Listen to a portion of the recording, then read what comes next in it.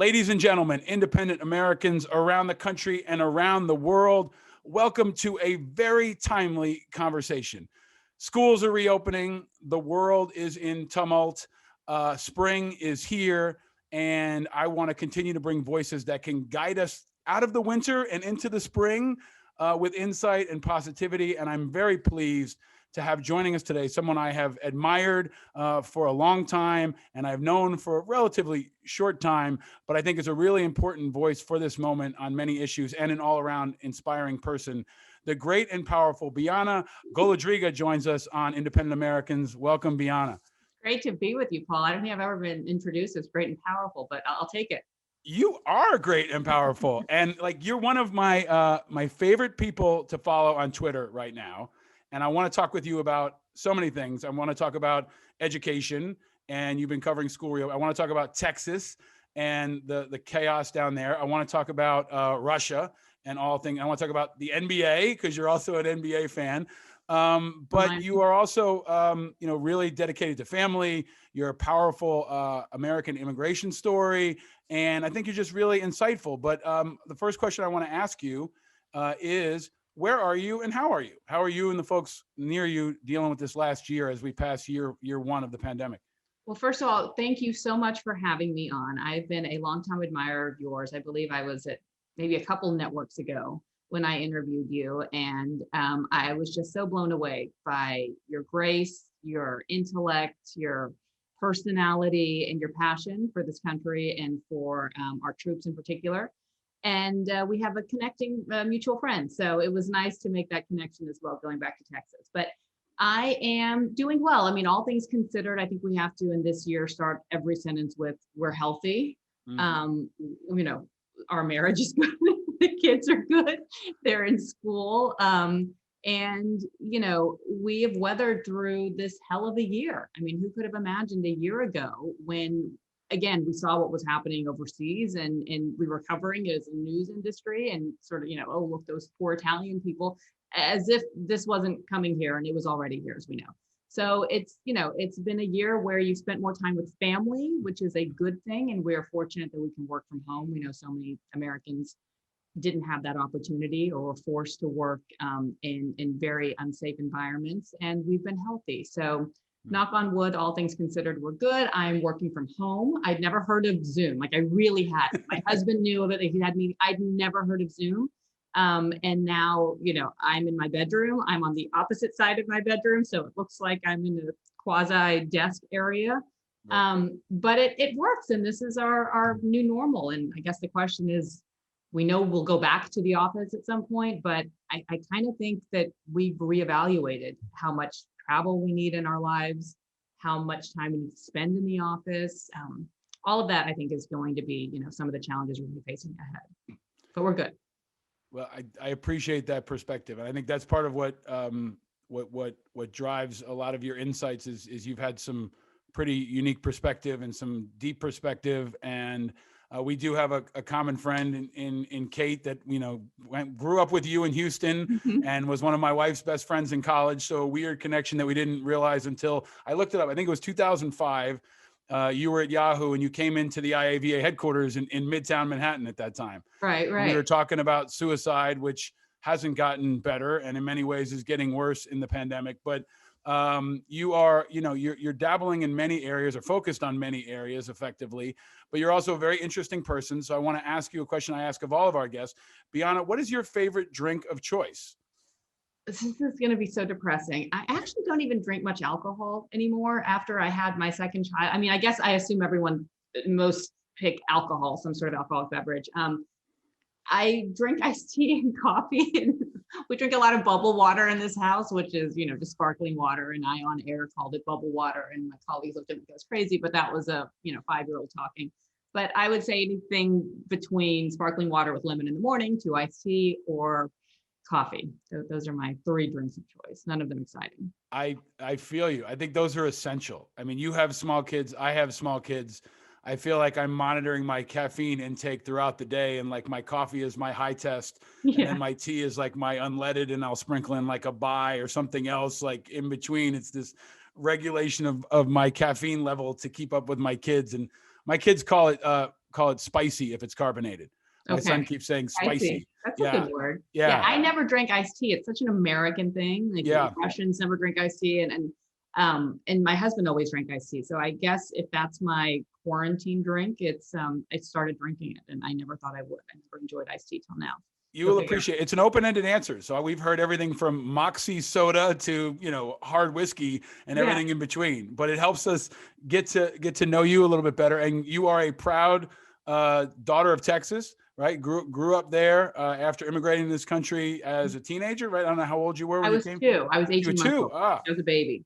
Excellent. Why people ask, why don't you have an accent? But, as soon as they hear my parents and, that they realize that I was a child and came here, and my parents were fortunate enough to not only bring me to this great country, but to have the insight, I guess, and be outliers to move to Texas and Houston and Galveston, I guess, when we first moved here. But, not your traditional New York or Los Angeles or Chicago places where many of the immigrants tend to go, especially from Russia.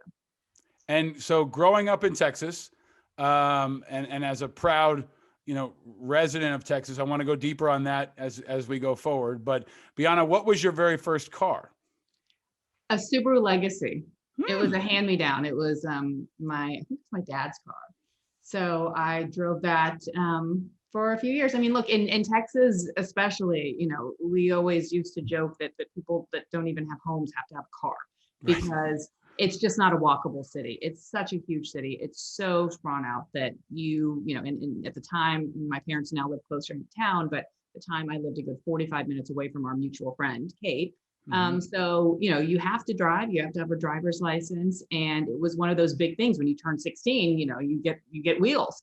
And it's interesting to see now, I think, obviously in bigger cities like New York, but I think throughout the country, because of ride sharing and public transportation, which is great, it seems like cars aren't that sort of essential coming of age thing that we view them as, I would think.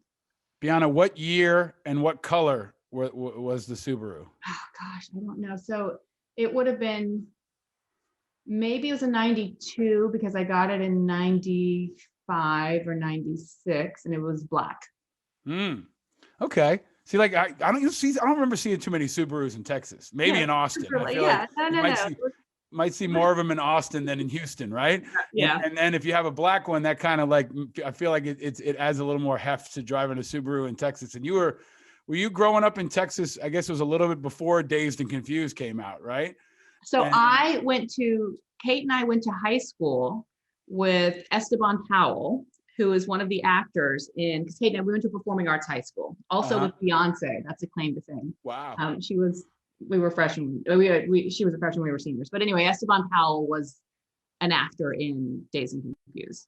He actually had like a pretty chunky role. I don't know if you remember the movie well, but he was that like really blonde haired kid whose mom was the one who's, came out and yelled at the older kids. Yeah, she pulls a shotgun on Ben Affleck. Ben Affleck, right? Yeah. Right. Yeah. So that was fun. So I can't, you're a journalist, I have to follow up. What was Beyonce like as a freshman in high school? I didn't know her. I mean, I remember her, just small school. I remember her passing through the hallways, and I mean, she was stunning. She was just a stunning woman, but she would sing like during the hallways and walking by. And I just remember, and I'm not just saying this, but I remember saying, wow, that girl is something. And I didn't really know much about her because we didn't have classes and she was in a different art area. I was a theater major. But she stood out. And then years later in college, one of my other good friends called me and said, open your yearbook and look at whatever page. Because I didn't put Destiny's Child was already a big deal. Right. I just didn't make the connection because she looked so different. And so for 2 years, I'm Bills, all of these songs that I thought were great.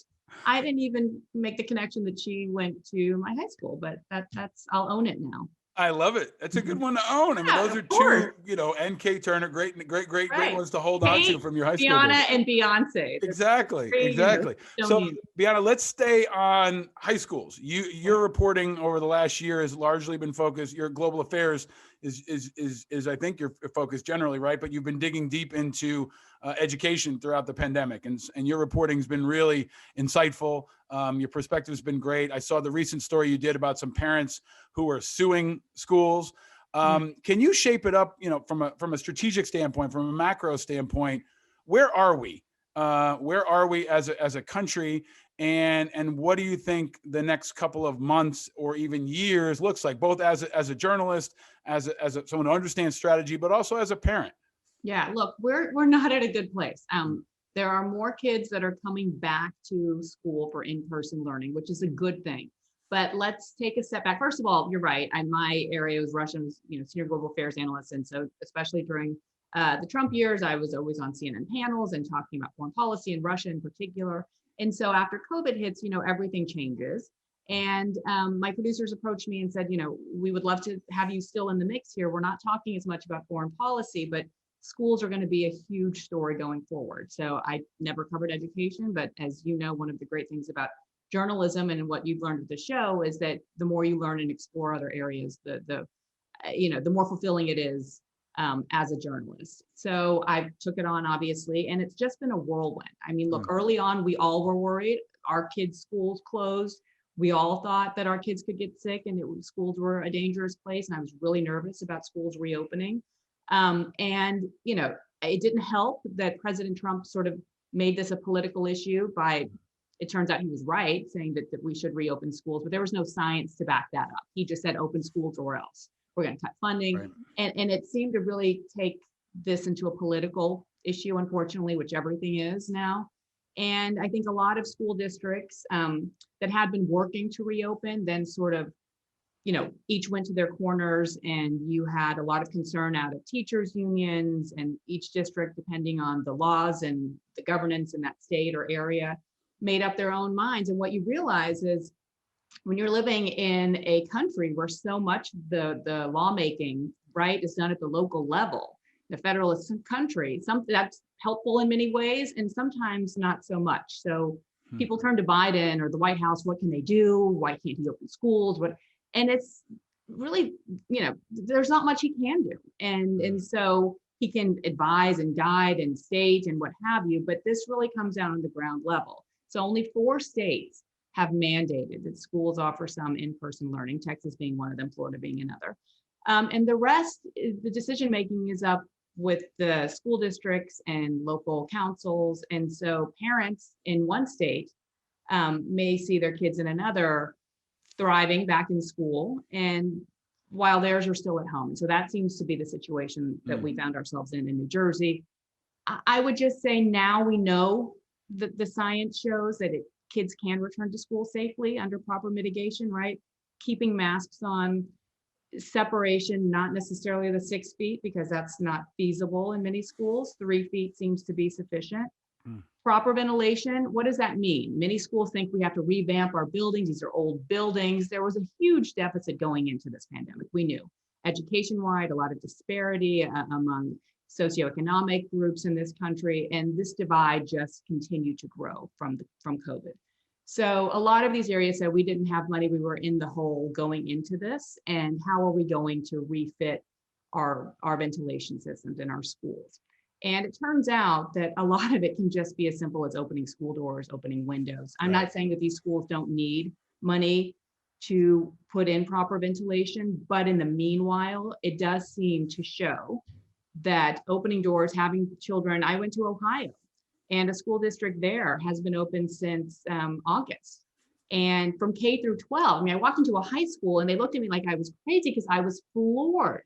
But these kids have been back into this high school, lower middle class area, and outside of Columbus. It's a small district, but the district only has 1 high school and 1 middle school. So you're talking about 1,500 kids in 1 school. And they've had maybe 1.6% positivity spread among students. And no one within the school has spread COVID to another student. So it's all come from outside. So the point being, we're months into this, we have the CDC on board saying that schools can open safely and that children need to be in school. We've learned that they're just not institutions for learning academics. It's where it's daycare, right? It's childcare. It's so parents can get back to work. You can't open an economy unless schools are back in session. It's where some kids get the only nutritious meal they'll have for the day. It's where reports of child abuse and mental struggles and any other issues at home come to light for teachers. And we've seen all of that decline, not because abuse has gone down, but because it's not reported. So it's been depressing because there are so many students who are just not logging on. Online learning, it doesn't work. It's a good supplement. It's nice to know, especially for college students or what have you, that they can log on. But for little children, you have small kids, I have small kids, you just can't stay glued to a computer all day. Yeah. And there's only so much a teacher can do to entertain children online as well. So I think, we found that with vaccination now being front and center and available for many teachers, that we should be, I think, in many cities at a much better place than we are now. And I think in Europe, many other countries look at the US and say, what's going on there? Why haven't they prioritized schools? And that should have been the case. And I think I like to call it sort of the long hauler. We talk about those long haulers as unfortunate people that continue to struggle with symptoms from COVID. Right. And I think education is going to be a long hauler because you're not going to be able to make up for the deficits that students, the learning decline, right, that they've experienced this year. Test scores are down, reading aptitude is down. Graduation, I think you're going to see, especially among lower income students and those that need the attention the most right now, go down. And it has lifetime consequences. The number of students going on to college is probably going to decrease. Their earning potential is going to decrease. So I hate to say this, I think it's so cliche when you say never let a good crisis go to waste, because we continue to let that happen. But education in this country is something that has never received the attention it should. And I'm afraid that even after COVID, it won't either. But hopefully schools by September, I mean, you would think they should do it now. I was just in Philadelphia. They just let back K through two for 2 days of in-person learning. 2 days they've negotiated with their school unions, and then they'll expand it. But it's just at a point where you've got a lot of struggling families, a lot of struggling children, and I don't know how you're going to get them back on the path they need to be on. I'm glad you pulled the piece out about the opportunity, right? In any crisis, there's opportunity. And I don't know if we ever would have had this kind of focus on education in America if not for the pandemic, right? On everything from, teacher rights to infrastructure reform and technology. And I've used the construct of a war, and I think Biden started to use that more and more. And it feels like there are many different types of war zones across the country. The old saying at the VA hospitals were, if you've seen one VA, you've seen one VA. Now it seems like education similarly is so different in its experience. I think you all covered, Los Angeles, which has been locked down since the beginning. And then you've got places that have been in Texas wide open from the beginning. So you've got this huge disparity. And I think, as someone who's covered conflict, who's been in conflict, I continue to reiterate that it feels like the war is ending, but the pain and the trauma is just starting. And maybe we haven't even gotten to that. We probably have to go through a celebration this summer. And then after that settles down, go, whoa, what did we just go through? So as we go through this and go forward, Bianna, you were born in the Soviet Union. You saw, a fragmentation of huge parts of the world. What do you think the future of America looks like? Is there a chance for Biden and others to pull us back together now? Or do we continue to splinter into 50 different mini countries, indefinitely? Do you think it's going to get better or worse?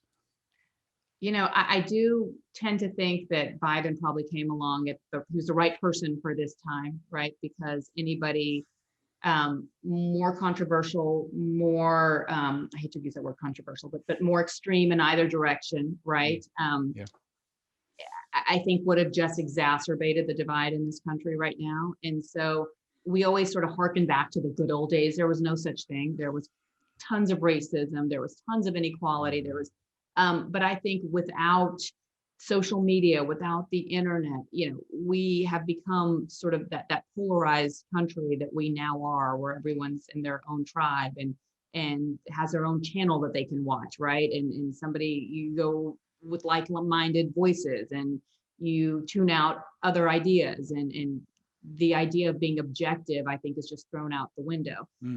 So I don't know what's going to happen going forward. This country has always been, it's always been divided, but in ways that we were proud of. Like people come to this country and we have different opinions, and it's why my parents left the Soviet Union, and it's why there are legitimately democratic elections held here where you don't know the outcome. And at the same time, there have to be some things that unite you more than divide. And again, that's a line we always keep hearing, but what makes you American? What unites you with your neighbors across the street who may have voted for somebody else? I don't know about you, but I distinctly remember growing up and having conversations with my parents where they would say to me, at the end of the day, whoever's going to be president, it's not going to impact your life in major ways, right? So maybe taxes go up, maybe they go down, maybe, but you're not going to notice a visible change. They're American. They have some different policies, but at the end, they all mean, they all have the same vision for a united country. And so I never thought of somebody, I'd never go to my friend's house and say, oh, you voted for Clinton, you voted for Bush. That was never part of the conversation, ever. Right. And now it's they're Trump supporters. Oh, they voted for Biden. And I don't remember that. And I think that that's what's really disturbing about where we are in this country, where somebody, I remember hearing people say, is Trump sort of hijacking the American flag? Can I not go outside of the little things that we've never dealt with? And I don't know of many other countries that have splintered in that direction, I guess democratic countries. And which is why I think you have so many of our allies and our adversaries around the world kind of stunned at what's going on here too. Yeah. So that worries me, because I think in many ways, people thought once Trump is gone, the division, things will simmer down. Right. Obviously, it doesn't help when you have a pandemic, a once in 100-year pandemic to come in and who knows, without COVID, he very well could have been reelected, right? And he had record high, voting as well.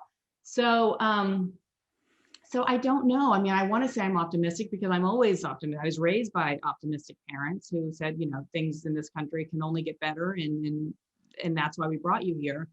But I just don't know what that looks like. Let me just leave it there. I'm optimistic. Yeah. I just don't know when that arc is sort of going to plateau out, because we don't have a choice. Like, we're not going to splinter off in different countries. It's just, we're not going to secede. Texas can say for all these politicians for, as long as they want, that we're going to secede. You're not going to. You can't. That's not who we are. Yeah. And they need to just stop. I mean, the storm last month is a perfect example of why we all thrive better when we're together. Be independent. Yeah. I love being independent. Let's all be independent. But at the end of the day, we need to be together. We need that coexistence. Right? So you're a basketball fan, and you just gave me a great bounce pass segue into where I wanted to go with you next, which is exploring what is maybe a case study in whether or not we can stick together as a country or not. Your home state of Texas, right? There are some folks that want to secede.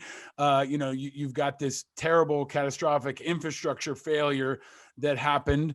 And the divisions in some ways are kind of, if it's a battlefield for the future of America, Texas is kind of a front line in many ways, in the same way maybe Florida and some other states are. But as someone who grew up in Texas, and as a journalist and as someone who understands, all the pieces and how they fit together, a lot of folks have forgotten about what happened in Texas already, right? A lot of folks forgot what happened this weekend. Right. But what do you want folks to know about what happened in Texas? And what do you think is the most important takeaway that we can think about going forward? So, the idea of being overly confident is never a good one, and complacent, right? And so there's this moxie in Texas of, we're independent, we're, energy independent, the largest oil producer in the country. We don't belong to any other grid. We have our own grid. And that's been beneficial in the past. I remember when I was in New York a few years after 9/11, right? We had that outage, right? And Texas, like, oh, we're all on our own. And it turns out that this past storm last month wasn't even the first time there's been a crisis, not of this magnitude, but an energy crisis. A similar one occurred in 2011. And people have to realize that when you get cold in Texas at 30 degrees, like when you're in a humid environment, cold, humid hurts. Like anytime I go back down there and it's 30 degrees, I'm like, it's freezing. And people say, well, you're in New York. I'm like, it's different. It feels different. Yeah. And so for families to have survived these bone chilling temperatures for days, I had one of my best friends said, Bianna, we just happened to have a thick jacket for our family because we had a trip, we went up to Europe last year, and otherwise we wouldn't have had these coats. So everyone's wrapped in blankets. Homes aren't built to prepare for that type of weather. I mean, that's why climate change comes into the conversation as well, because we need to rethink infrastructure and how homes are built. Like in Colorado, many homes don't have air conditions right now. They're having record heat during summertime. And so in Houston and in Texas, there was one perfect example of being overconfident, not prepared, just ridiculous, boneheaded decision making on the parts of many of these companies. I just tweeted an article out in the Houston Chronicle, an investigation proved that every company has a 3-page application they have to fill out every year to sort of get the emergency clearance, like a backup generator would kick in a hospital, what have you, during a crisis. A dozen natural gas companies didn't fill out this 2-minute form, and thus we lost power. That state lost power in from thousands, maybe millions of Texans who didn't have to, just because they didn't fill out this form. And the same thing happened in 2011. So an investigation following that crisis said, you've got to fill out this form. Now, why you need to go through this process, that's another thing I don't understand. But if that's the process, take 2 minutes to fill out this form. But it goes into this bureaucracy and mentality that we are going to do this on our own. We're better than every other state and we have no problems here. And we're going to focus on clickbait, right? That whether voter fraud or what other states are doing. And again, I love being Texan. I think there's just something about, no one wears Texas pride on their sleeves as much as Texans do. And I'm guilty of it. I love it. But at the same time, you have to know your weaknesses. Right. And people don't realize, and again, people outside looking in, Houston is the most diverse city in this country, more than even New York. There are more languages spoken, I think maybe second only to New York. There are more languages spoken in Houston than any other city in this country, second to New York. It's a diversified state. You've got a lot of new technology companies that have come in for lower taxes, but again, many weren't prepared. They left California and here they are in Texas, and there's a snowstorm. So there are a lot, and then you've got the immigration issue, right? And you've got what's happening down at the border. And again, that has transcended how many administrations and both parties. I mean, this is a crisis that no one has been able to fix or solve. And it's worse than years, as we now see. And this is, one of the first challenges for Biden to deal with. So there's a lot happening in Texas, good and bad, but Texas will never secede. Like it won't. And I think this whole mentality of we're better than everyone else, or we're independent and we need to be alone, it doesn't help. It actually hurts the state. Well, I'm glad it's not seceding, because I love Texas. Texas it's in my top 5 states in America. Like, I love New York, Texas, California, Maine. They're all kind of, I've been all over Texas, spent a lot of time in Texas. And I think Texas, outside of Texas, often gets a bad rap. But it's, for some folks, it's like a foreign country, but it's also represented by its leadership. And I've said this before, y'all deserve better than Ted Cruz. Of course. I mean, Ted Cruz is just shameful and terrible and like the worst representative that Texas has ever had. So I asked Darren Walker if he'd run for Senate in Texas. Bianna, what about you? Would you run for Senate, go home and run for Senate in Texas? I don't think I have politics in my future. No. I think my parents would be, good representatives. That's a whole other conversation to be had. But all right. I don't think so. But look, again, going back to this mask mandate, I don't know why this has become such a political issue. Every single. But it's leadership, right? Like, the reason why it's become an issue is because leaders make a choice to make it an issue, right? Yeah. Like easy, Ted Cruz, right? Governor Abbott, they say, I'm going to make this an issue. They can choose not to make it an issue. While Texas and Florida go in one direction, and Mississippi and others, we see some states saying, you know what? No, we're going to keep the masks on a little bit longer because the leaders make a choice. And I, again, go back to the combat structure. Like, you have to make choices that are life and death for your people. And if you make the right choices, everyone will praise you. Make the wrong choices, everyone will second guess. It's easy to second guess all the choices on schools now, but it's not hard to second guess some of the stupidity that comes out of the leadership. So I think, Texas this is independent Americans, right? Like, I don't know if there's a place that's more independent than Texas in all the good ways and in all the challenging ways.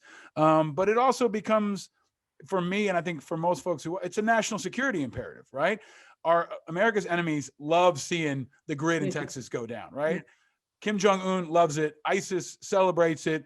Putin loves to see what's happening right now in the US. So I want to take you there if I can, because you've been, I think, one of the most important voices, because you break it down in ways that are digestible, that are timely, that are sometimes personal, right? So can you also take us to the other side of the globe and shape up where we are? Because again, most Americans aren't focused on Russia right now. They're thinking about schools reopening, or what concert they want to go to, or how they're going to get the vaccine, or how they're going to get their jobs back. Meanwhile, Navalny's in jail now.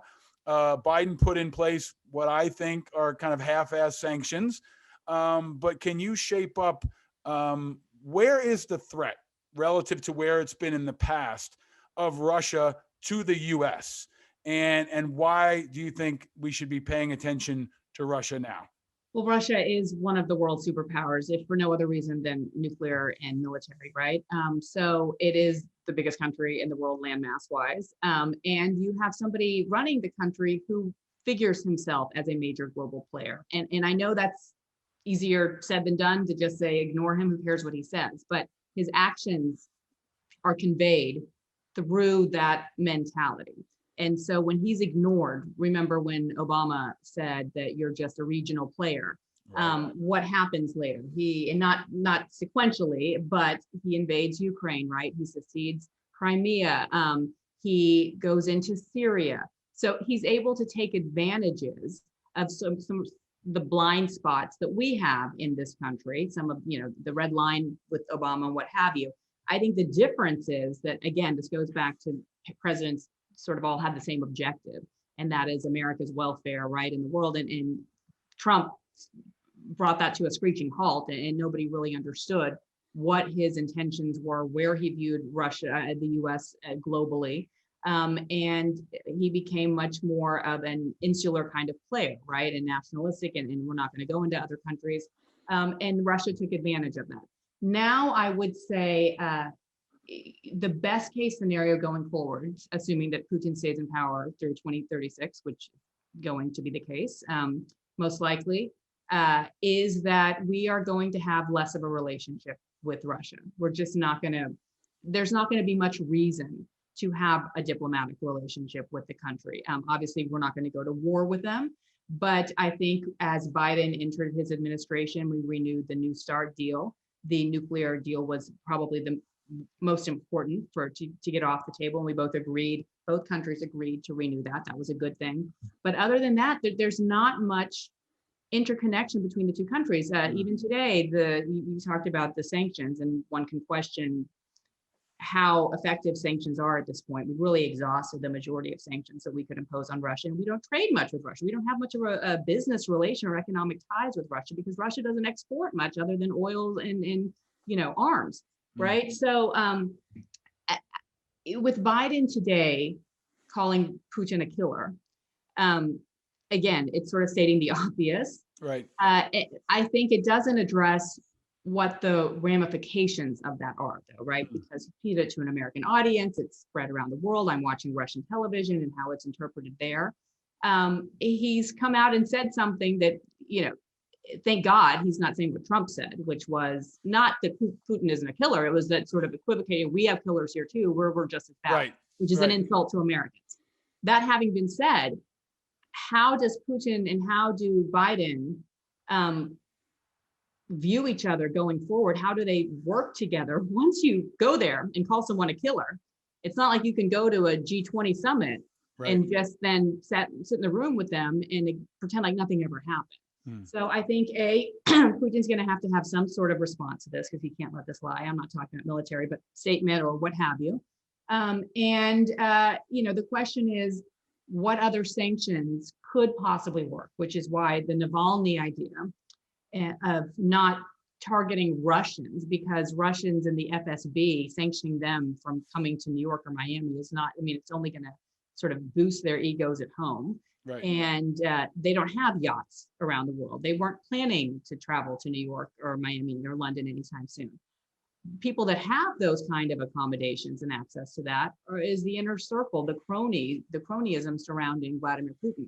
the billionaires who support him, the oligarchs, right? And they have a mutually symbiotic relationship where Putin helps them, they help Putin, and when that gets threatened, that's sort of an area where we haven't tapped into. Because once you go there, it's sort of the nuclear options. Can I ask you, Bianna, you said two things that I want to drill down on. One, you said obviously we're not going to have military conflict with Russia, yet we keep having these little like drive-bys, right? The Arctic, Syria, right? Yeah. Like it happens where an armored vehicle rams into an American vehicle, and most of the American media doesn't cover it. You see it, I see it, a lot of folks see it. Putin likes to test people, right? And kind of what Biden seems to be doing here is reframing the whole world and saying, I'm going to put everybody in different boxes, and then I'm going to see how they behave in those boxes, right? So he's putting Putin in a new box, saying, hey, new sheriff in town, here's how I'm going to deal with you, and then let's monitor and see what happens. Putin, is going to test Biden. He tests everybody. So what do you see that looking like in the next couple of years? And Navalny, like he's far from perfect. I think about the Rumsfeld quote, you go to war with the army you have. You kind of have the opposition you have, right? And Navalny, is Navalny Russia's Mandela? Is he going to go to prison for a while and then come out and be a part of the future a decade or longer down the line when things really change? Because we are seeing this pushback now against authoritarianism in some places. In the US, even Netanyahu in Israel.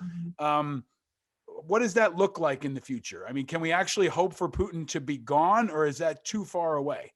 It's not going to happen next year. It's not going to happen during the next presidential elections there. But I do think, and this goes back to the idea that Putin isn't sort of some brilliant strategist. He's a tactical player, right? He's a risk taker. But he's thinking about what I can do in the next coming months, right? Not what what lies down the road 5 years from now. And 5 years from now, at least from Navalny's standpoint and those of his supporters, is where they're looking.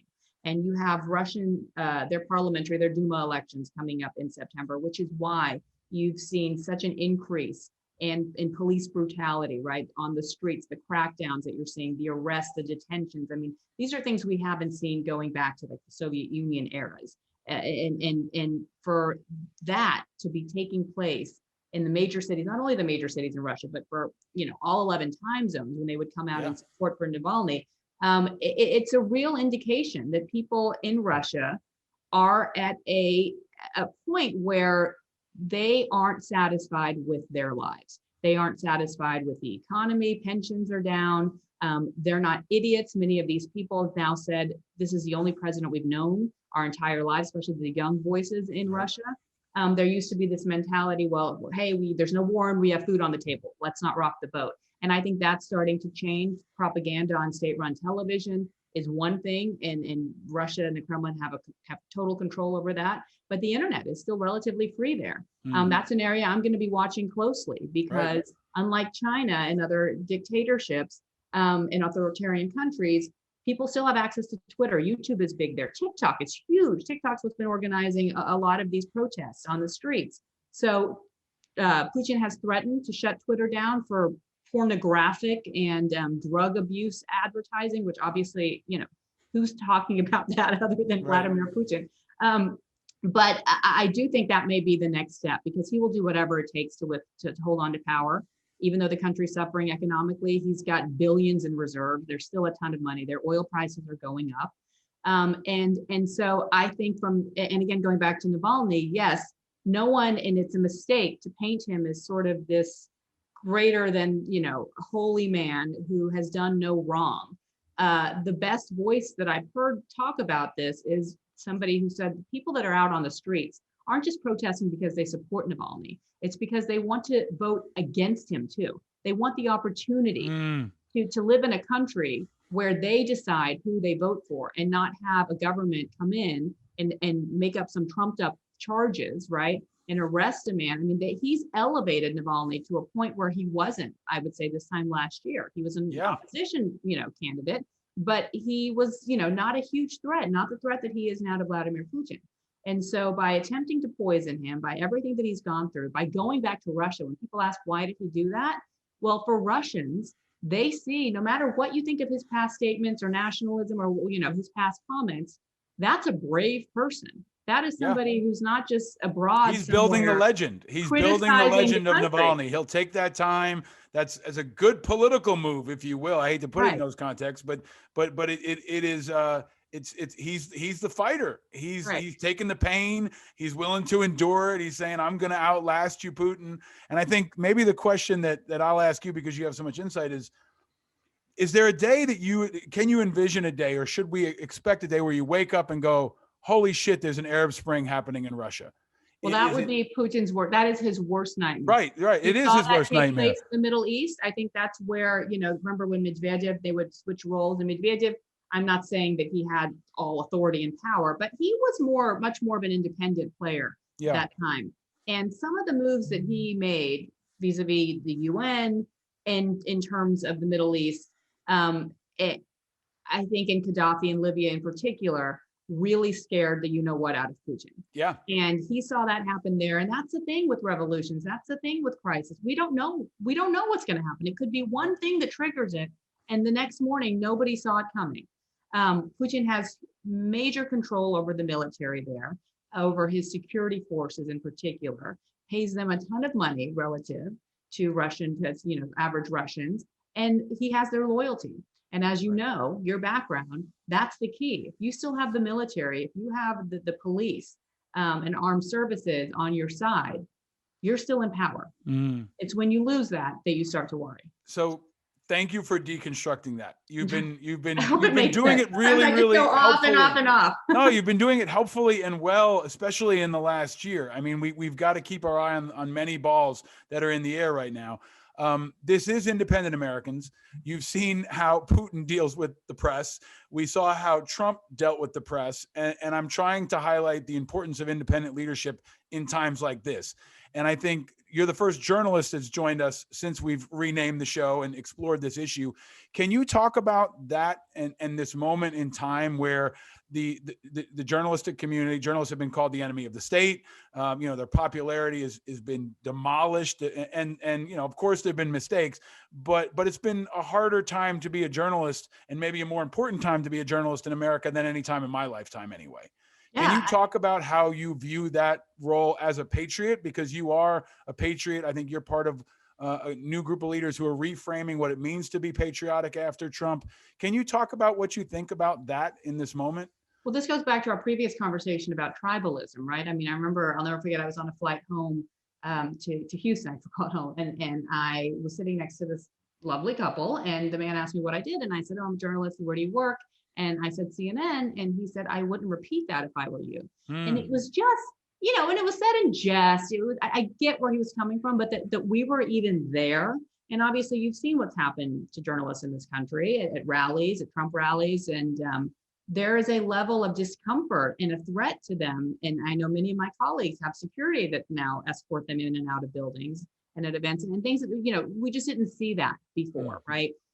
So clearly there is heightened tension in this country, and journalists are part of that tension and part of that threat, the threat is against journalists. That having been said, I've always valued foreign journalists in their level of just bravery and what they, whether it be in Russia or many other countries in the Middle East and going covering war zones, they're the ones who really risk their lives going out there every single day. And we've all known that, and we've covered that. So it's always, I think you sort of, go to your initial reaction of saying, I don't want to talk about me. It's not about me. We're really lucky to be journalists in America where we have First Amendment to back us up. And but this is the first time, I think, and I don't know how long, where domestically, we are a bit nervous. I mean, I do think about like wearing a certain, hat or anything with insignia, like things you didn't think of before are now crossing your mind. And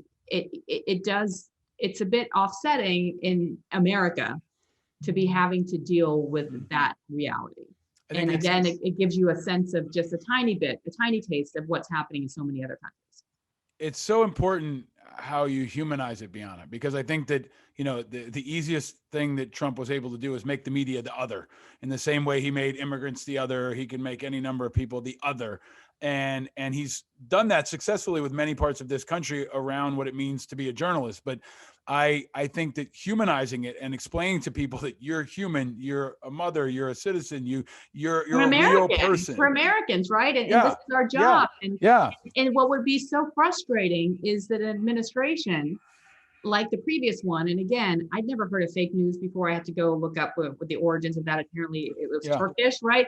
And you had an administration with so much vitriol, public vitriol, every day spewing out towards. Now, whether they meant for that to be acted on, or whether that was part of the shtick, it was interpreted to be acted Yeah. on. And yet, on the flip side of that, this administration leaked to journalists more than any other, right? Sure. I mean, how many times did you read a story and it would be not one or two sources, but 25?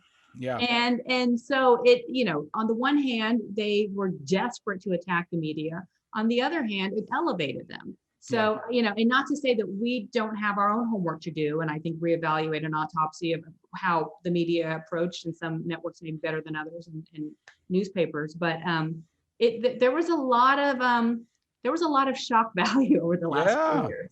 Yeah. I mean, journalism and CNN are kind of like America to me. Like I love them. I want them to be better. Right. And I want to work to be a part of making them better, but I see their fault. My wife, I remember one time getting in a car to go to CNN for an interview, I think with Cuomo or someone else.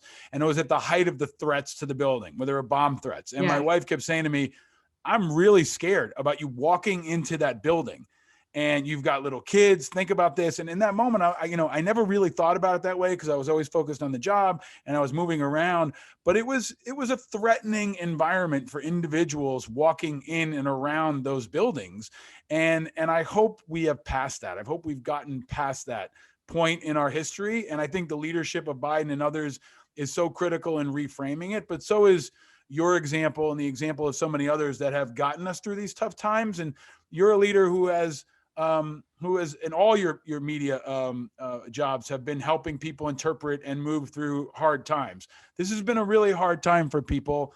What, Bianna, has gotten you through it, and what makes you happy? So obviously it goes without saying, family, my kids, thank God everyone has been healthy. I remember my husband said when this first started, we were sort of trying to digest the scope of what a pandemic was going to do to our lives. And he said, you're going to know people who are going to die. Like that's how bad it is. And you put that in your head, you think about your parents, who were healthy, but they're at that age where you have to worry about them. And so, knock on wood, that makes me the happiest, that a year in, my family is healthy and we're together, and my parents are healthy, and my mother-in-law is healthy. Selfishly, what always makes me happy, what makes me a better person, is just running. It has gotten me through this past year, and I just find running to be the best therapy, for me at least, and it's my me time. So, and then I get to see the city in other cities, whenever we do go back to traveling. I just think it's such a wonderful way to explore. But running is really, and I don't do it every day because I don't want an injury. I live in fear of injuries. But I go out a good 4 or 5 times a week, and it's just, it's like my old colleague Dan Harris wrote a book called 10% Happier, and all about meditation and all of that. And I find that it's not game changing, right? You don't become a different person, but it's that 10% that really helps you get through the day. Thank you for sharing that. Yeah, I've found as I've gotten older and running has gotten harder, it's also become more important because of the mental component, even more than the physical. Yeah, I mean, you just bottle that up. You can't find that anywhere. Yeah, right? It's better than any drink or drug or anything else. A good run like clears your head in a way that I don't think anything else can. But and basketball. I mean, March Madness is coming. Yes. Do you have any predictions? I got to get you on the NBA. Your Houston Rockets are in the basement. But basketball's back. It's as the spring comes, we got maybe the best time for basketball right now. Any thoughts on the basketball season ahead and underway? My son and I watched the University of Houston play over the weekend, and they did much better than the Rockets did. I've never been a college basketball fan. I've always been an NBA fan. And I don't know why. I mean, I went to I went to University of Texas, and I just didn't follow college basketball that much. But the Rockets are really, it's just depressing. We talked offline, like I tweeted the other day, because I think 11 or 10 of their players were out. And I said, I'm just going to go ahead and suit up at this point, because I don't know what the point of having a game that you're just going to be obliterated. My son is a huge Houston Rockets fan, and I told him that part of being a Houston Rockets fan is that you're always going to hurt, and it just comes with the territory. You know what? I'll take that. As a New York Knicks fan, I'll take the Houston Rockets. You had some good times growing up. Yeah. And you had some interesting times, everything from the titles to Olajuwon to Yao Ming. I mean, Exactly. there's so many like the Houston Rockets are an interesting examination of America over the last, couple of decades. Yeah. So I know it's been hard for you, but I take the Rockets record over the last decade over the Knicks any day. I agree. Maybe next year, maybe it's a good time to just hit rock bottom and start anew. The draft is coming. That's the great part about basketball. Every year there's a new draft. Every year there's hope. But Bianna, you continue to give people tons of hope and inspiration and insight. I'm very grateful for all that you do for this country and for joining me. Normally, I would give you gifts in person at the Car Club. We're not doing that anymore. So I'm going to send you a bottle of Uncle Nearest whiskey. Thank you. You can either enjoy after a game and drown your miseries, or you can give it to someone else. We have new Independent Americans gear that's coming, and we have a new coffee mug and a hat. I'm going to send you some of that. You're in New York, so it shouldn't take more than 6 months or so. And then Easter's coming. I'm bringing back the question. Peeps. There are 3 colors here, Bianna: yellow, pink, and blue. If you had to choose one color, which color would you choose and why? Pink. I was never a Peeps person, but I don't know why I'm drawn to the pink, and I just am. That's enough for me. Right. That's enough. That's enough for me. That's enough for me. I am really grateful for your time, for your insight, and for your example. I think it's really important for us as Americans to recognize leadership examples that show what right looks like. And you've been doing that in your work and in your family life and in how much you care so deeply about this country and do so much for it. And I'm excited to watch your journey continue, but grateful for your time today and all that you do. Thank you for being my guest and for joining us. Well, thank you so much. And thank you for everything that you're doing. I hope to see you at a Rockets-Knicks game sometime soon. Let's do it. Let's do it. Until then, stay frosty, stay vigilant. Thank you. Bye-bye.